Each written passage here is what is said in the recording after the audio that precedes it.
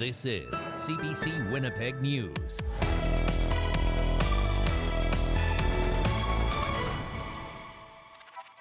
Good evening. Thanks for joining us. We begin tonight with a developing story. A Winnipeg City Councillor has been accused of administering a noxious drug to a man he met online and sexually assaulting him. Transcona Councillor Russ Wyatt has been arrested and is now facing serious charges. And it's not the first time. CBC's Bartley Kivas joins us from City Hall. And Bartley, what do we know about the allegations so far? Transcona Councillor Russ Wyatt has been charged with sexual assault and, as you mentioned, administering a noxious substance. Winnipeg Police Service announced these charges on Wednesday afternoon. Now, the police said that two men met on social media in December and met in person after that several times. Police said one man was given an illicit drug and sexually assaulted during one of those meetings. And after leaving that meeting, he sought medical attention. Now, Wyatt was arrested Tuesday and released. He deferred comment to his lawyer, Evan Reutenberg, who said that, forgive me here, we're not going to try this in the media. Mr. Wyatt is innocent, and we look forward to the opportunity of having a trial. All right, Bartley, so what has been the reaction at City Hall? Well, Wyatt is the longest-serving member of City Council. He was first elected in 2002. Winnipeg Mayor Scott Gillingham said that the charges against Wyatt are concerning. The mayor said in a statement that the Winnipeg Police Service and the justice system must be allowed to do their job and proceed without interference. In the meantime, I would recommend the councillor step away to deal with this matter. The Council Speaker, Devi Sharma, said in a statement that City Council doesn't have the authority to suspend members who are dealing with criminal allegations. Okay, so these are not the first charges against Wyatt. What happened previously? Well, in 2018, February 2018, Wyatt took a leave from City Council to undergo addictions treatment. And in July of 2018, he was charged with sexual assault. Police said the complainant at that time was a woman that Wyatt knew. Now, those charges were stayed in 2019. Now, according to the city clerk's office, and those are the people who manage the legislative agenda here at City Hall, Wyatt intends to go to the City Council meeting slated for that chamber behind me on Thursday. Brittany. All right, thank you. That's CBC's Bartley Kivas.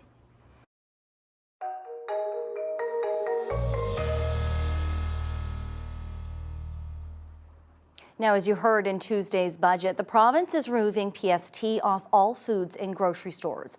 But for them to be exempt depends where you buy them. Convenience stores, corner stores, and small shops won't see that PST disappear when the tax is set to be lifted this summer. And not everyone is happy about that. CBC's Ian Fraze reports. It tastes so much better with no tax. Premier Wadkanu's government taking a bite out of the PST.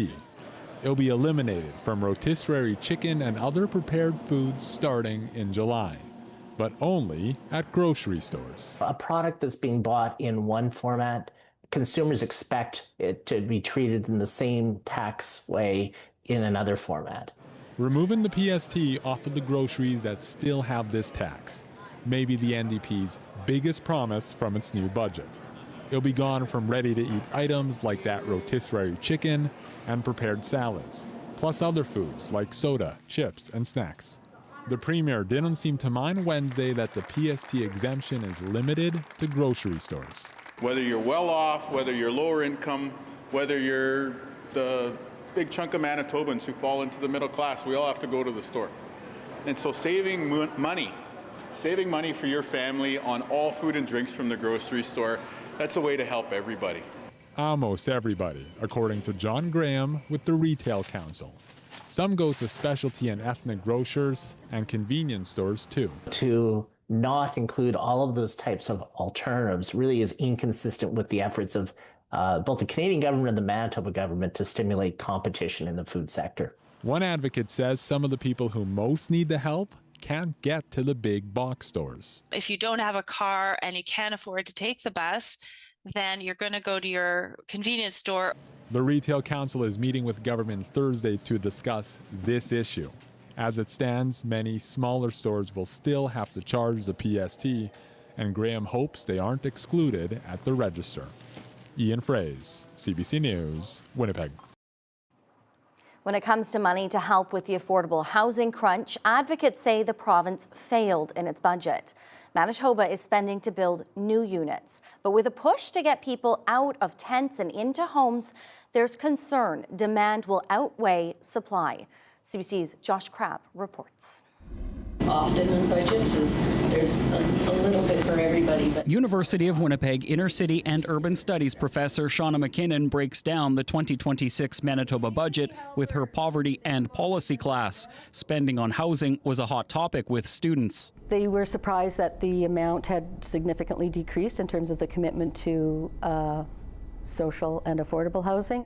McKinnon, who also serves as a member of the Right to Housing Coalition, says the 215 units the provincial government is promising this year is a reduction from both the 2024 and 2025 budget.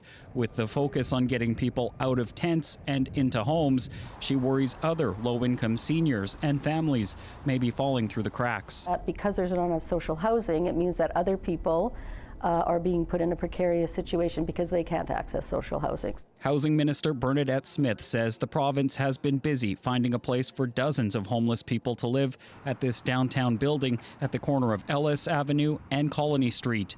They had been staying at an emergency shelter in South Point Douglas that's set to close. Smith says 500 new housing units will open this year, in addition to the new ones being promised in the budget. And this is part of the Your Way Home strategy, ensuring that we are building, not only building, but making sure that we are bringing supports and wraparound supports. Jennifer Moore-Rattray at End Homelessness Winnipeg says the commitments in the budget are a good start. So overall, really encouraged, but we need more.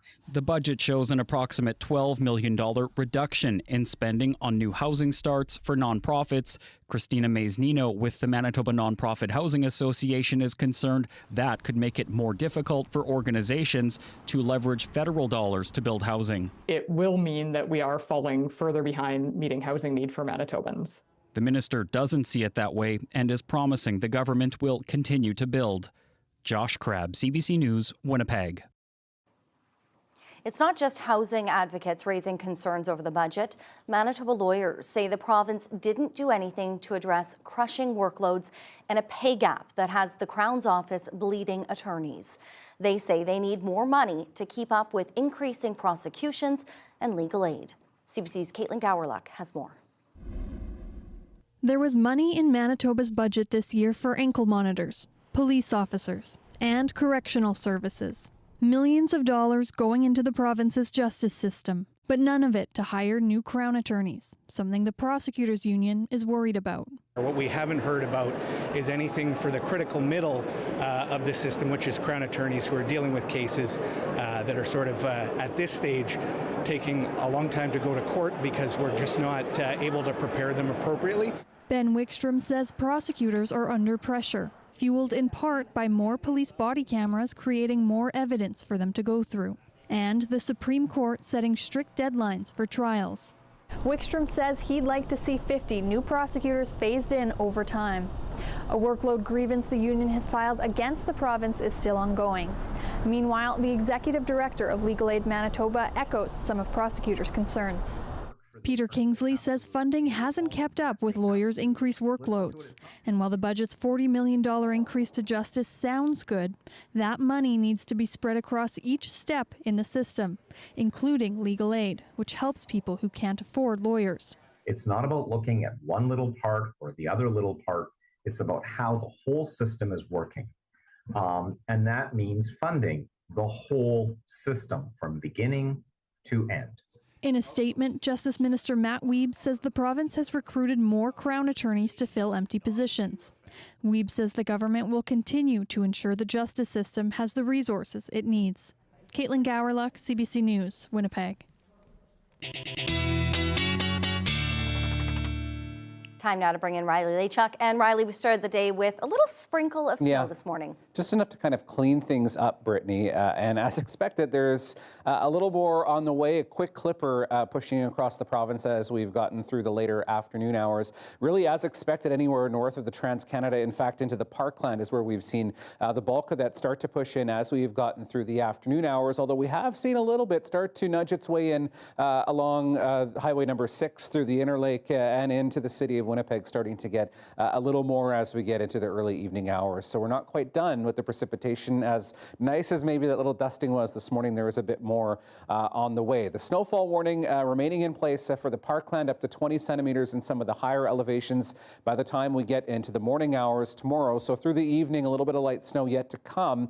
Although anywhere really Trans-Canada and south, it's fairly light, if anything at all, as we get through the evening. A few sunny breaks by the time we get into the morning. You'll really notice a northwesterly wind start to pick up as we get through the day, Brittany, and not even getting out of -9 territory tomorrow afternoon. So much cooler one on the way for Thursday.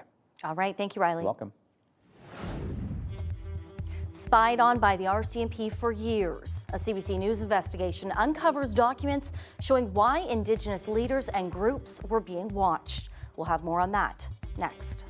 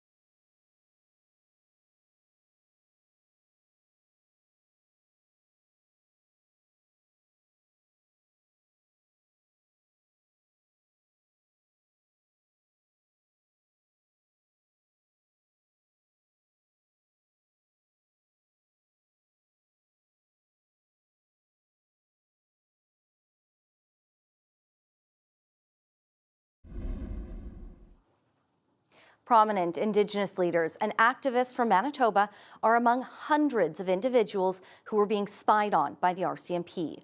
It happened from the late 60s to the early 1980s. That's according to thousands of pages of newly declassified intelligence documents. As CBC's Josh Crabb reports, they're shedding light on how officers infiltrated the Indigenous rights movement. More than 50 years ago, Indigenous leaders and activists marched to the Manitoba Legislative Building as the Indigenous rights movement was taking shape.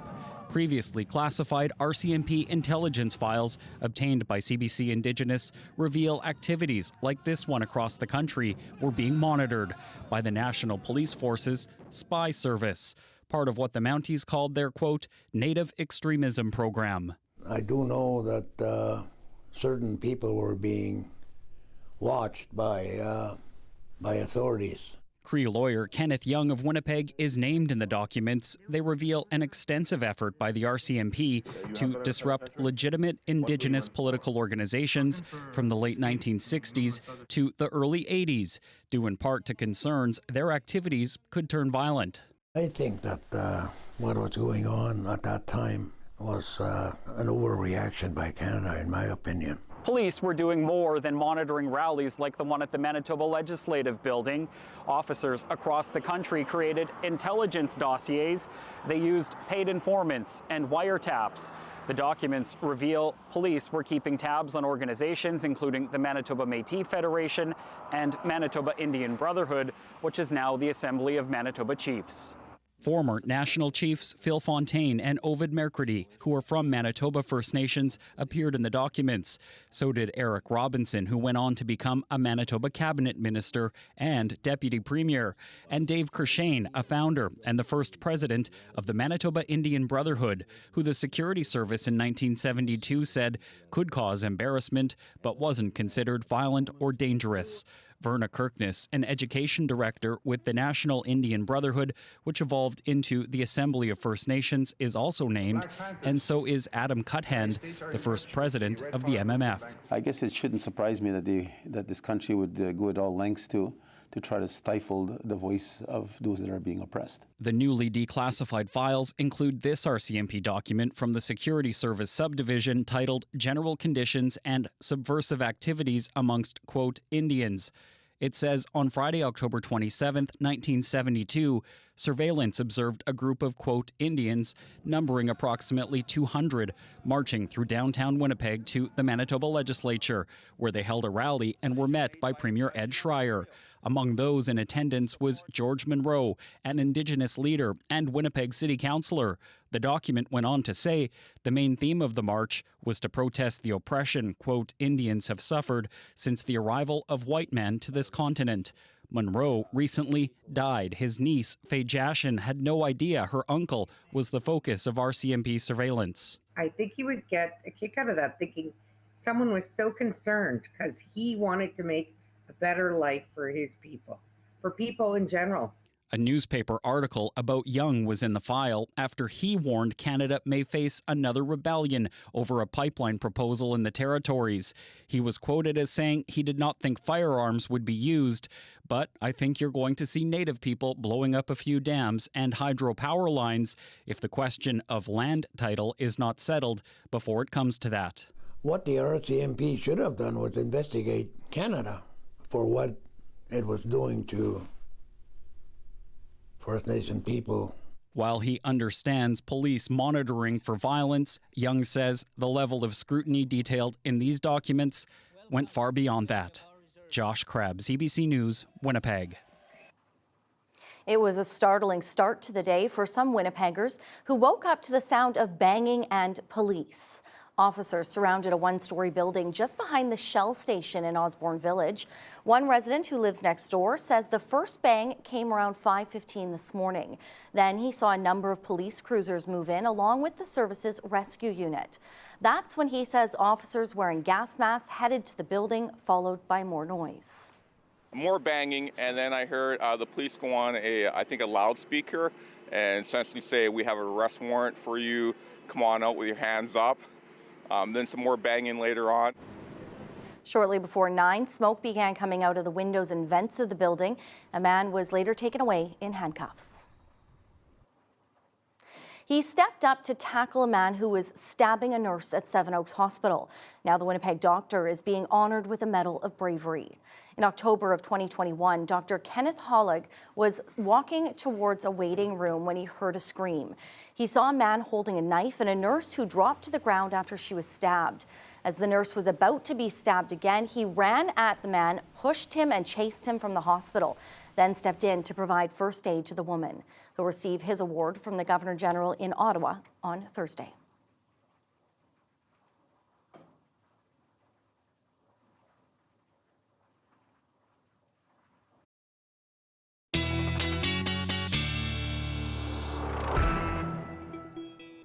All right, Riley, back in now, and we just can't escape that little bit of snow. No. And I mean, I'm going to say the word, it's not a blizzard, but we do know those still happen, you know, even into April here in Manitoba. Yeah, I mean, you know what, the good thing is, the silver lining is we get some cooler air behind this, Brittany, and that's good for those of us with really dirty cars. There we go. Here's the car wash forecast. I think you're going to like this if your car is really dirty and mucky like mine is after driving through some of those puddles and those craters in some of the streets. With some of that cooler air, this is actually going to be a good thing. So take the car to the car wash.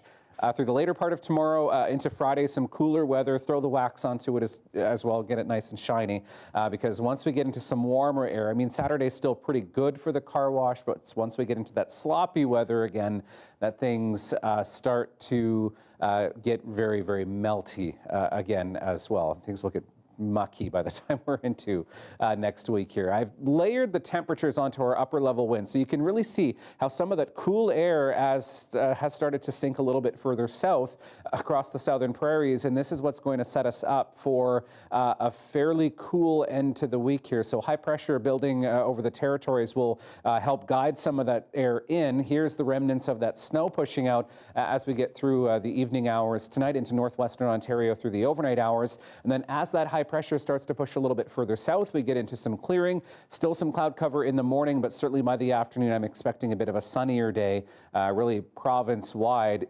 particularly as we get into the day on Friday. I mean, into Friday, there's a chance of maybe a couple of stray flurries, particularly in western parts of the province, but by and large, things are looking bright but chilly as we head through the balance of the week here and by the time we get into the weekend. So, I mean, prepare for something that feels maybe a bit more winter-like as we head through the next few days here. What you will notice as we get into the day on Thursday is a really sharp increase in the winds, north to northwesterly winds in the Red River Valley and parts of the Interlake, gusting up to 40 or even 50 through parts of the day. We will start to see those backing off, but again, things start to pick up again by the time we get into the day on Friday. So temperatures, this is first thing in the morning, close to minus 30 through Thompson, Gillam into Churchill, minus teens to start through the Interlake, minus 21 first thing in the morning in Dauphin.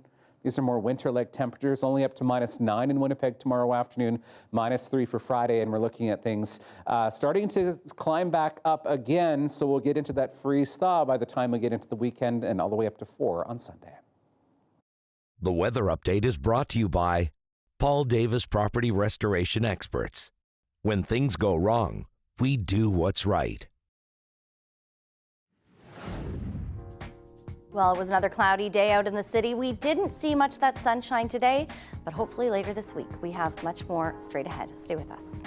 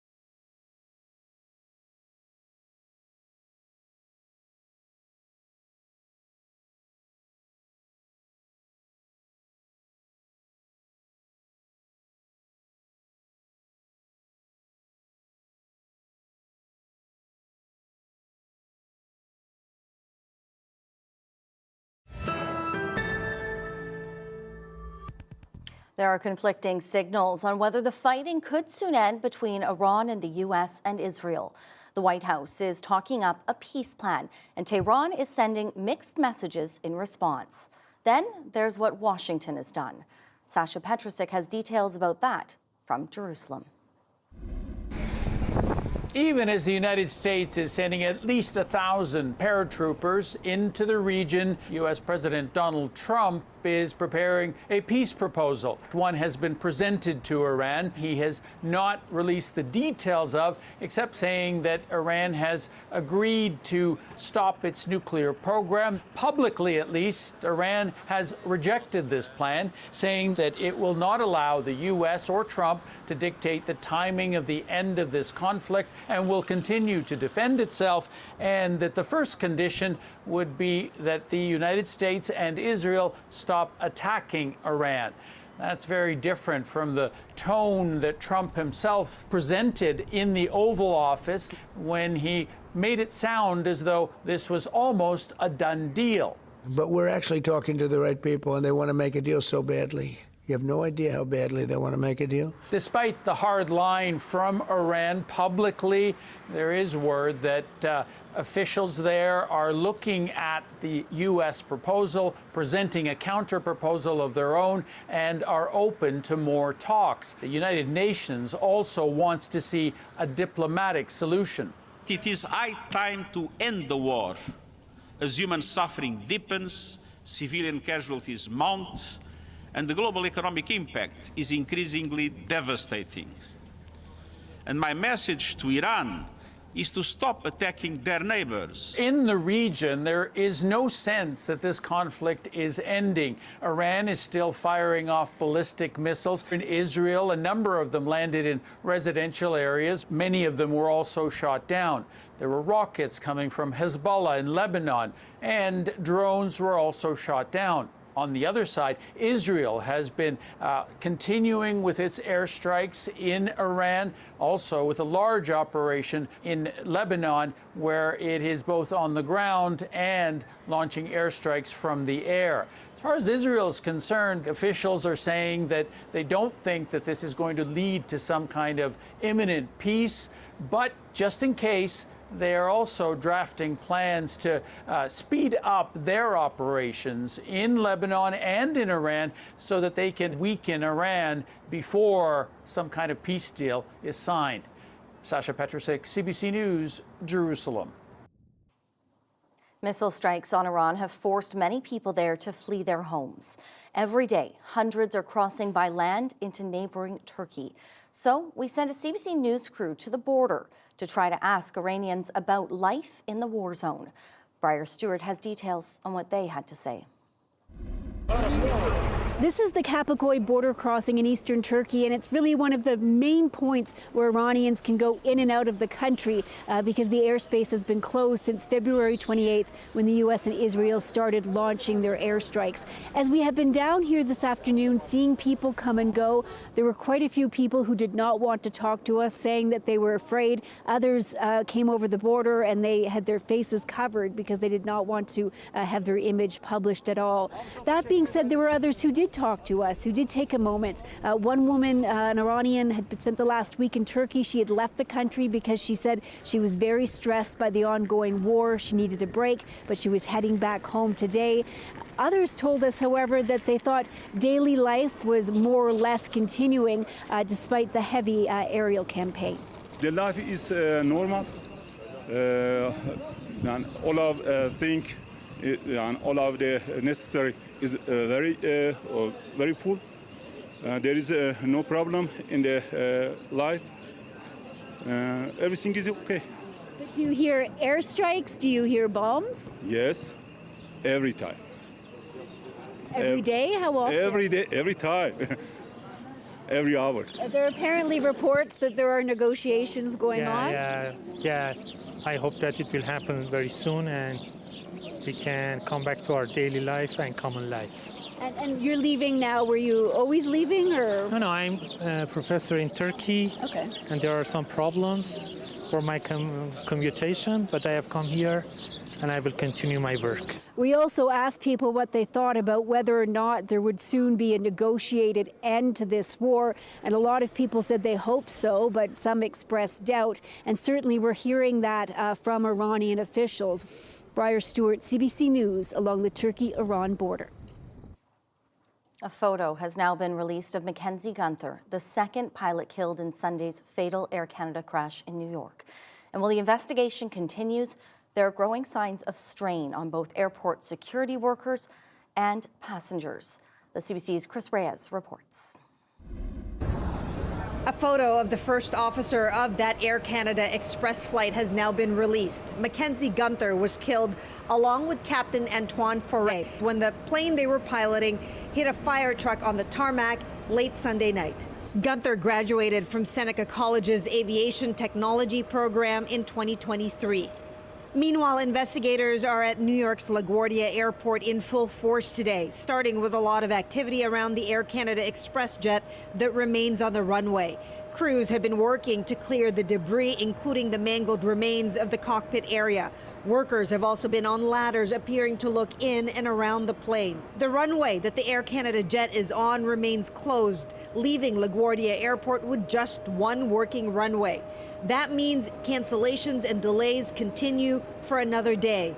Add to that the ongoing delays at airport security, not just at LaGuardia, but airports across the U.S. About 50,000 TSA agents are without paychecks, with Congress unable to pass a deal to fund the Department of Homeland Security, which oversees airport security. White House Press Secretary Caroline Leavitt blamed the Democrats. And I hear that Democrats might be flying out of town tomorrow. How convenient and lovely of them that they get to go to the airport and that they'll get to go home to their families when you have families, TSA workers who are suffering. You have people across the country who are missing flights for funerals and for work commitments because of Democrat politicians on Capitol Hill. Passengers at airports like LaGuardia and Houston are waiting in line for hours just to get through security. And they're being really nice about it. They gave us water, and people are stopping by and checking on us to make sure that our times for our flights are not approaching. First time I ever experienced this in my entire life. I hope this change in a couple days, because this is crazy. Hundreds of TSA agents have already quit their jobs. Those who remain say they're at a breaking point. The situation has been critical because we are literally, by this Friday, it'll be 42 days since officers have received a full paycheck. ICE agents have been deployed at some airports to fill the gap. Negotiations continue in Congress, but no indication of when a deal will be made. Chris Reyes, CBC News, New York. Air Canada's CEO is facing mounting criticism for his video message of condolence following last weekend's fatal crash. It's recorded entirely in English, with only 2 words spoken in French. Now there are cries of outrage and calls for his resignation. The CBC's Sarah Levitt has the latest. Air Canada thought it had one crisis to deal with following the LaGuardia crash, which killed 2 pilots and injured many passengers. But now it's dealing with another crisis, a political one.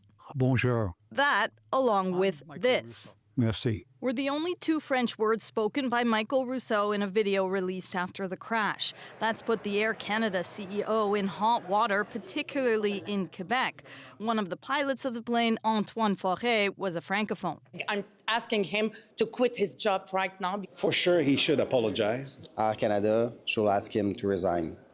In a statement, Air Canada defends Rousseau, writing, despite his efforts, his ability to speak French does not allow him to convey such a sensitive message as effectively as he would have liked in that language. The airline is subject to the officials' Language Act, and now Rousseau has been summoned to Ottawa to explain himself in front of the Official Languages Committee. It also has earned him an admonishment from the Prime Minister. It doesn't matter the circumstance, but particularly in these circumstances, a lack of judgment and lack of compassion. What makes this language gaffe even worse to many is that it's not the first time Rousseau's faced backlash. C'est un grand plaisir d'être ici aujourd'hui. 5 years ago, after a speech in English with a few lines in broken French, he was asked why he won't answer questions in that language. I've been able to live in Montreal without speaking French. Rousseau apologized and pledged to take French lessons. But years later, many are questioning if he's done the work. It's insulting to Quebecers. When you've been living in Quebec for 15, 20 years, you should be able to speak the language. There are migrants that arrive in Quebec that don't know the first thing about the French language, that learn the language, and they don't earn 10 to 12 million per year. Since the video was released, hundreds of complaints have flooded the office of the Commissioner of Official Languages. Sarah Levitt, CBC News, Montreal. 2 tech giants have been found negligent in a landmark social media addiction case. Meta and YouTube must pay $3 million in damages to a woman who said she became addicted as a child because of their attention-grabbing design. No, this is it. Just listen. Yeses. Mom. All yeses. Trial watchers celebrated the jury's decision that the companies were largely to blame for the woman's addictions and exacerbated her mental health issues. The jury also said each company knew their platform's design or operation was potentially dangerous if used by a minor and failed to adequately warn users. The multi-million-dollar verdict could affect thousands of similar cases. It was a history-making day in the UK. Sarah Mullally named the Archbishop of Canterbury, making her the first woman to be appointed to the position.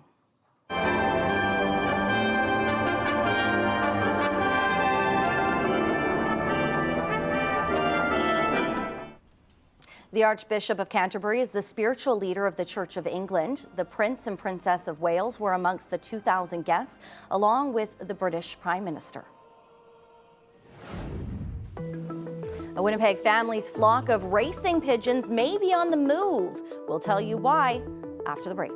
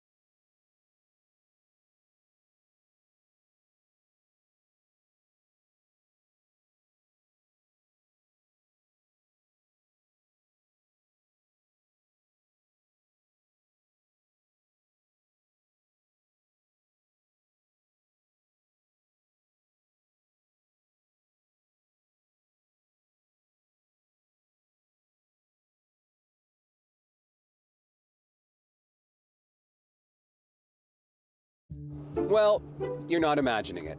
As soon as the weather gets cold, these seem to get slippery fast. On some Manitoba bridges, there are even signs to warn you. So why do bridges ice over when it gets cold, even before it snows? Bridges are exposed to cold from all sides, whereas roads only lose heat from the surface and are insulated by the ground. It doesn't help that the materials that go into constructing most bridges, like concrete and steel, are good heat conductors. That means if there is heat, it moves through those materials to the surface of the bridge, where it's lost in the airflow around it. It doesn't need to be snowy in order for that slip to take hold. Even if there's some wetness on the road and it's hovering above freezing, the bridge that's exposed to the cold open air on all sides may cause the water to freeze, making it icy. So as temperatures drop, approach bridges and overpasses with caution, so that you arrive wherever you're going safely in the winter weather.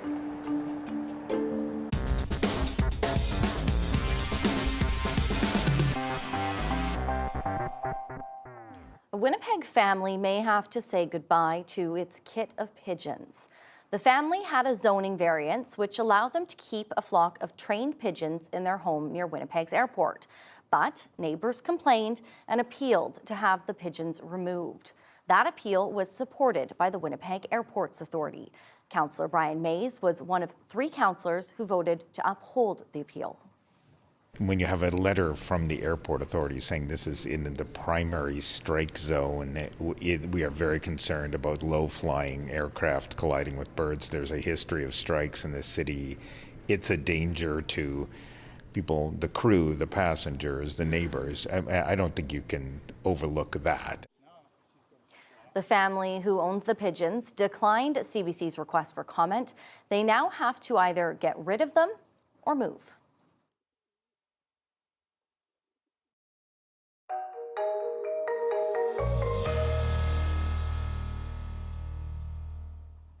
Well, there's mixed reaction to yesterday's provincial budget from 2 rural Manitoba cities, Steinbach and Brandon. Steinbach's deputy mayor is expressing disappointment. He says he would have liked to see clearer commitments to southeastern Manitoba, adding there isn't enough support in the budget for his fast-growing city and surrounding communities. He says Steinbach needs better access to provincial funding for water and wastewater treatment infrastructure. I would have hoped to see a clear indication that there would be more money available for growing municipalities such as ours, so that way we are able to make the upgrades needed. Because if these upgrades don't happen in growing municipalities, then eventually you reach a point where they're not able to grow.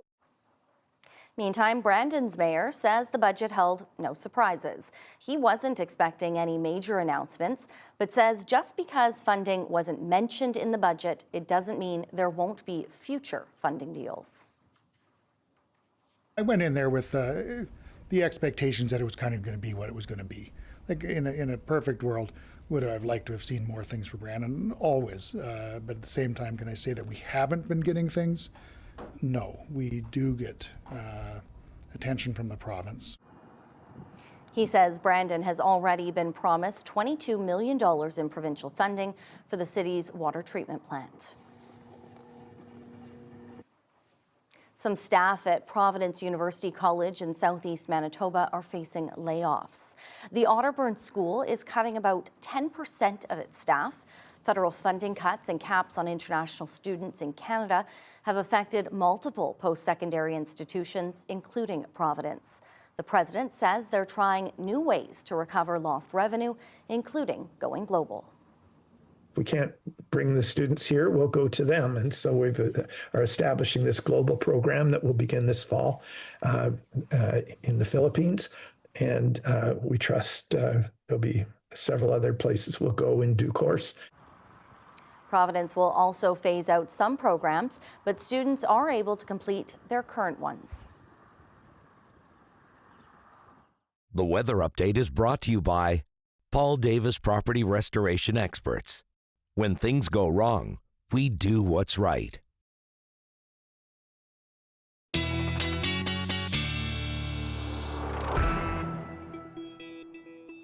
Riley's back in now, and we did have that little skiff of snow this morning, but really over the past couple days when we did have some sunshine and over the weekend, a ton of melting that's already happened. It's because we're starting to get into the season where we're a bit closer to the sun. The sun's rays are more direct on us as we get that transition in season to spring and eventually over to summer. So that's why even when we're in the minus single digits, for example, we're still seeing a ton of melting happening in parts of southern Manitoba. All right, let's take a look at your dog walking forecast. And you know what? I don't think you'll need the rubber boots tomorrow morning if you're going out for a walk. It's going to be cool enough that I think things will be iced over, so maybe the winter boots probably more appropriate for the dog walk tomorrow morning. But I think Ted will be staying nicely indoors, I think, with the temperature tomorrow morning. Thank you, Cal, for sending this picture. And you can send your pups, please, as always, to talkback@cbc.ca. The thing you'll want to really pay attention to tomorrow is the wind, particularly into the morning, looking at winds picking up northwest 30, gusting to 50. Could see some stronger gusts through parts of the southern Interlake and through the Red River Valley. Inside the city, dropping to more like 20, gusting 40 through the afternoon. Temperatures in the afternoon hover around -9, but we will get some good sunshine out of that as we get through the later part of the day right now. In Winnipeg at -5 right now, you can kind of see some of that light snow falling over the downtown right now. A north wind at about 30, the pressure continuing to rise as we get that high pressure starting to push its way southward from the territories down across parts of Saskatchewan and through Manitoba. So that's why we will see temperatures starting to drop as we get through the next couple of days here. Right now, Brandon already down to -11, -14 in Dauphin, Thompson at -13 degrees. As we look at temperatures overnight, things really dipping down into the -20s with that snow tapering off through the overnight hours into parts of the Parkland and the Interlake, -21s through Dauphin, Roblin, -22 in Swan River, -16s through western Manitoba. Things hanging around -10 into northwestern Ontario. And in northern Manitoba, again, some locations, particularly in the northeastern part of the province, we're looking at temperatures dipping into the -30s by the time we get into the early morning. Flin Flon at -27 overnight and Grand Rapids at -23. The thing is, much of northern Manitoba under bright sunshine as we get through the day on Thursday. Temperatures, for the most part, hovering around -10. The Pas-OCN at -9 through the afternoon. Grand Rapids at -10. Barons River at -12. And in southern Manitoba, looking at single digits through the afternoon, with the exception of Roblin at -11. And we'll see that clearing happening as we get through the later part of the day tomorrow. So by the time we're driving home in the afternoon, likely seeing a bit more of a sunny sky. And in your long range for the west, bright sunshine right through the weekend, really through western Manitoba and through the Interlake and into northern Manitoba, looking at mainly sunny skies to round out the week as well, maybe a bit of cloud cover, Brittany, into Sunday. All right. Thank you, Riley. Welcome. Well, if you've been feeling like prices at the pump are through the roof lately, you're not alone. The war in the Middle East is having far-reaching impacts, including here in Manitoba, causing a surge this March. But are current gas prices the highest they've ever been? Well, we took a look at that. Gas prices have spiked in Manitoba, and it's got people wondering, is this the most painful it's ever been at the pumps? We're getting close to that level. We are not quite there yet. According to data from GasBuddy, a fuel tracking website, gas prices have been averaging out at about $1.61 a litre in Manitoba. The cause is far from home, the war in the Middle East. So are we experiencing the worst gas prices in Manitoba's recent history? Or is this just another fluctuation? In 2008, gas jumped to $1.42 per litre. Adjusted for inflation, that comes to $2.09 a litre in today's dollars.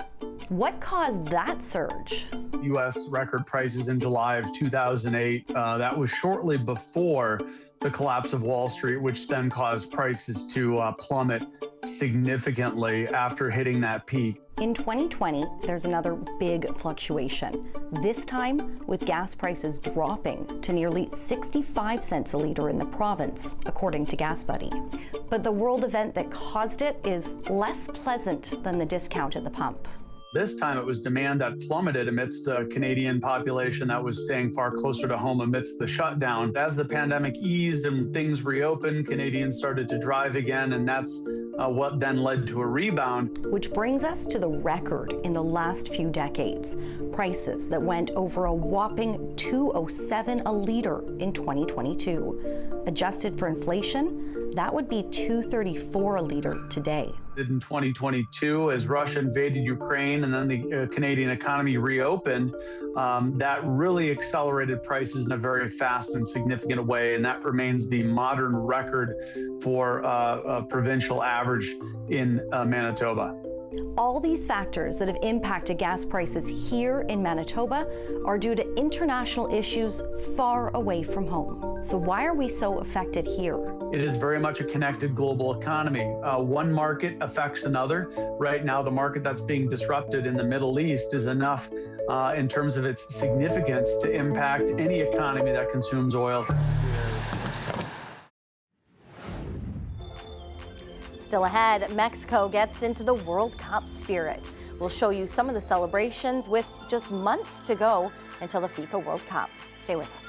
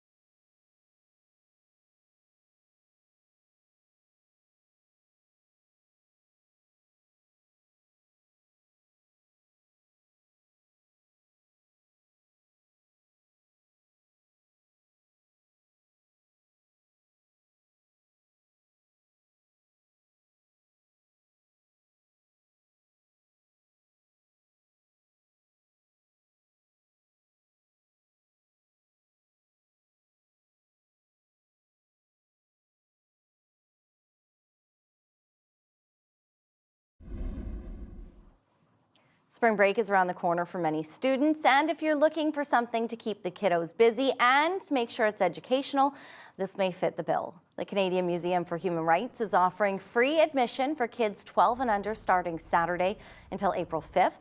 Normal admission applies to adults during that time, except Easter Sunday, where everyone gets in free because it's the first Sunday of the month. And beginning Tuesday, there'll be free family-friendly arts and crafts, reading and guided activities, as well as performances.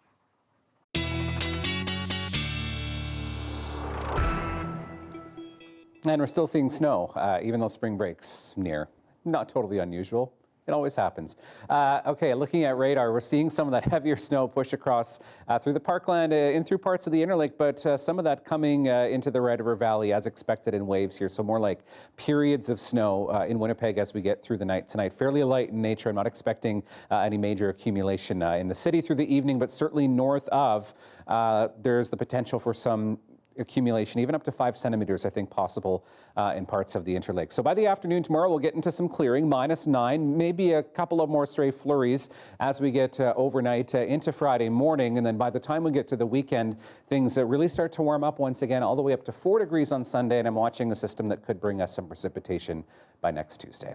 Well, we are now less than 3 months away from the 2026 FIFA World Cup kicking off in Canada. Both Toronto and Vancouver will host games with hundreds of millions of dollars of upgrades underway at facilities in both cities. Mexico City and Guadalajara are also ready for games to kick off, and some there are already celebrating. Here's your Daily Lift.